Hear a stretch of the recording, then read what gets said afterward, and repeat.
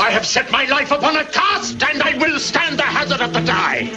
I think there be 6 Richmonds in the field. 5 have I slain today instead of him. A horse! A horse! My kingdom for a horse!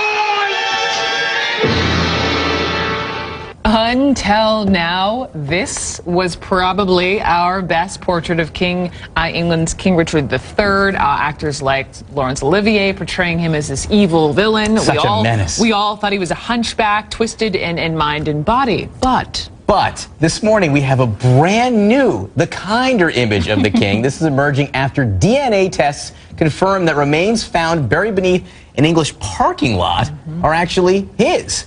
So this project was driven by Philippa Langley, a member of the Richard III Society, who wanted to set the record straight on just who this guy, this much maligned king, really was. So good morning, Philippa, and congratulations to you.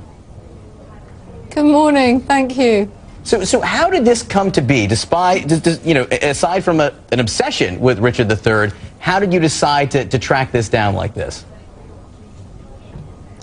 Well, I hooked up with a historian and genealogist called Dr. John Ashdown Hill, and he had traced Richard III's mitochondrial DNA sequence.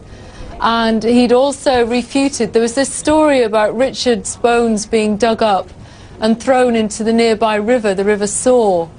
And he managed to refute that story with his research. So you put those two things together, it seemed like it was a good story to go in search of him.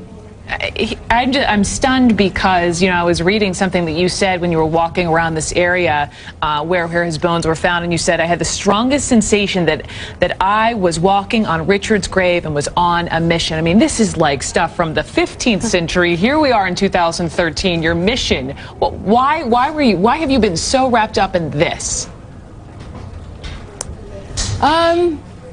I think it was a really strong sensation for me in that car park, and I had to follow it. Bonkers though it sounds, I had to do it.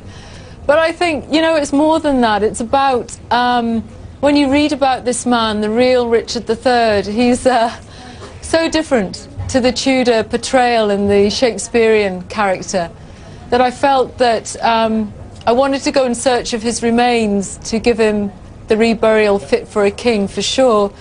But I also wanted to bring to light the real Richard III at the same time. Miss Langley, Chris Frates here. I'm just wondering if you could tell our viewers, how did you find him? I mean, under a parking lot, kind of how did you figure out to dig there? Could you take us through kind of how you located him in all of the town? It was a really strange story. We could tell by the street signs that we were in the right area for the Greyfriars precinct. But we didn't know if we were in the right area for the Greyfriars Church. So I had this very strange experience where I felt I was standing on top of Richard's grave, and there was an R marked into the tarmac. It was just a hand-painted R for reserved. But when I had the feeling, I felt that I was standing on his grave right by this letter R. So when we then outlined the trenches, that letter R was in the first trench and in the very first few feet of the first trench. And we actually found him on day one. Someone made the joke it was a real long-term parking was a joke that someone made there. Yeah, so now that we know we know how he looks, but he still could have been an evil guy. So I'm trying to figure out, how does knowing how he looks somehow change the perception of the history of who he was?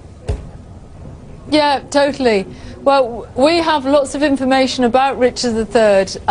He was 30 when the Tudor writers got to him and started telling us about him, but we've got heaps of information from those that knew Richard and wrote about this man. And they tell a very different story. We get a guy who's loyal, brave, pious and just. And it's only when the Tudor writers get to him that he has a sudden character change, put it that way. So I guess I have one more question in terms of getting all like semi-nerdy, to use your word. So it was the DNA within Richard III's bones that was matched to a cabinet maker that was the sister of Richard III that finally made you say, ding, this is the guy. Elementary. Elementary, my dear. Is that right? Yes.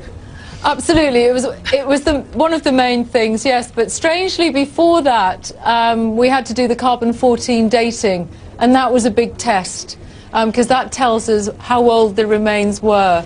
So when we had the carbon-14 dating, and then when we got the DNA match with the Canadian guy, Michael Ibsen, I mean, it was the clincher, really. That was it, game over. We knew we had Richard III. It's incredible. All right, Philippa Langley, thank you so much for joining us. Congratulations. Like we said, good luck on the Richard rehabilitation, the image rehab. It's going to take some time, I think. Shakespeare had to jump on you.